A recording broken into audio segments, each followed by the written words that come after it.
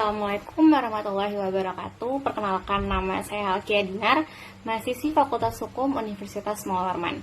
Jadi di video kali ini saya akan membahas topik yang menurut saya cukup menarik untuk dibahas, dan saya udah ngumpulin data-data yang cukup lah.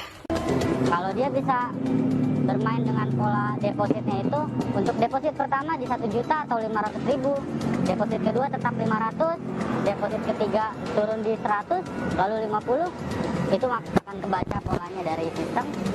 Kalau si player ini saldonya sudah berkurang. Apa yang akan dilakukan? Diberi kemenangan. Diberi kemenangan, artinya menang kalah itu bisa diatur. Bisa diatur. Oke. Jika dilihat dari video tadi, memang semuanya telah diatur oleh sistem. Pemain judi online akan terbuai dengan tarik ulur sistem yang akhirnya tetap tidak akan menguntungkan bagi para pemain. Dan lebih parahnya lagi, sistem ini tidak berada di Indonesia. Sistem ini biasanya berada di Kamboja, di Laos, dan di Bangkok. Baik, menurut laporan dari PPATK, sepanjang tahun 2023 ini, transaksi judi online telah mencapai 200 triliun rupiah. Ini tentunya melesat dibanding tahun-tahun sebelumnya. Contohnya seperti tahun 2019, itu hanya mencapai 1,8 juta rupiah. Dan tahun 2022, itu sekitar 104,7 juta rupiah.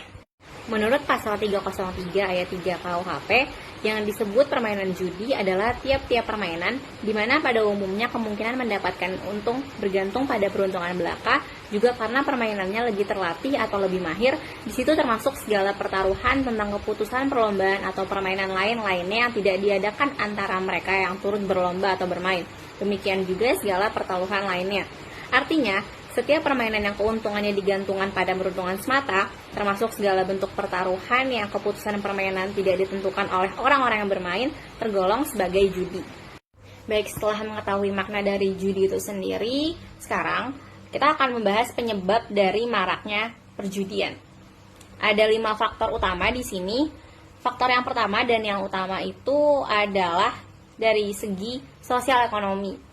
Masyarakat ingin mendapatkan uang secara instan untuk meningkatkan taraf hidup mereka.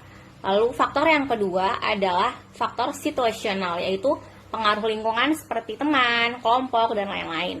Faktor yang ketiga yaitu adalah faktor belajar, yakni jika judi pernah dipelajari, maka ada keinginan untuk mengulanginya kembali. Lalu faktor yang keempat adalah faktor probabilitas, yaitu ada persepsi bahwa orang yang berjudi selalu berpeluang untuk menang. Padahal sebenarnya nggak gitu. Kemudian faktor yang terakhir adalah keterampilan, yakni para penjudi merasa terampil untuk menang. Lalu apa sih dampak yang membahayakan dari kecanduan permainan judi online ini? Dampak yang membahayakan itu karena dapat menurunkan purchasing power parity atau kemampuan daya beli konsumen. Analoginya seperti ini. Semisal dulu nih, sebelum mereka kenal judi online, duit 100.000 itu bisa mereka gunakan untuk nongkrong, untuk makan di warung-warung gitu kan.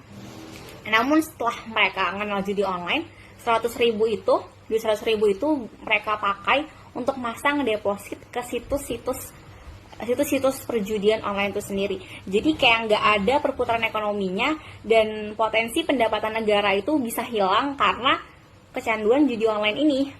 Lalu apa sih upaya penegakan hukum yang dapat dilakukan bagi pelaku judi online? Khusus untuk kegiatan perjudian online, pasal 27 ayat 2 Junto, pasal 45 ayat 2 Undang-Undang ITE mengancam pihak yang secara sengaja mendistribusikan atau membuat dapat diaksesnya judi online dengan pidana penjara paling lama 6 tahun dan atau denda paling banyak 1 miliar rupiah. Pasal 303 bis KUHP turut mengancam para pemain judi dengan pidana penjara paling lama 4 tahun dan atau denda pidana paling banyak 10 juta rupiah.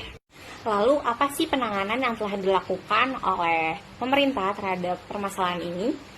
Jadi sejak tahun 2018 hingga bulan Juli tahun 2023 ini, Kementerian Kominfo telah memblokir sekitar 846.000 situs perjudian online yang ada di Indonesia. Namun menurut Kominfo, tindakan pemblokiran itu kurang efektif dilakukan sekarang. Kominfo mengatakan, judi online perlu diberantas dengan menindak agen-agen yang ada di dalam negeri. Maka dari itu, perlu ada kerjasama antara Kominfo dengan pihak kepolisian untuk semacam membuat satgas-satgas yang memang dikhususkan dibuat untuk menangani permasalahan ini.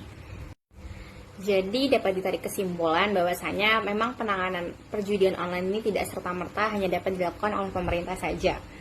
Perlu adanya kesadaran diri dari masyarakat, terkhusus para pelaku judi online itu sendiri. Karena sejatinya memang permainan ini hanya tipu daya semata dan tidak akan pernah mendapatkan keuntungan dari tindakan haram tersebut. Baik, sekian dari saya, semoga bermanfaat. Kurangnya dari saya dan kesempurnaan hanya milik Allah Subhanahu wa taala. Sekian, wassalamualaikum warahmatullahi wabarakatuh.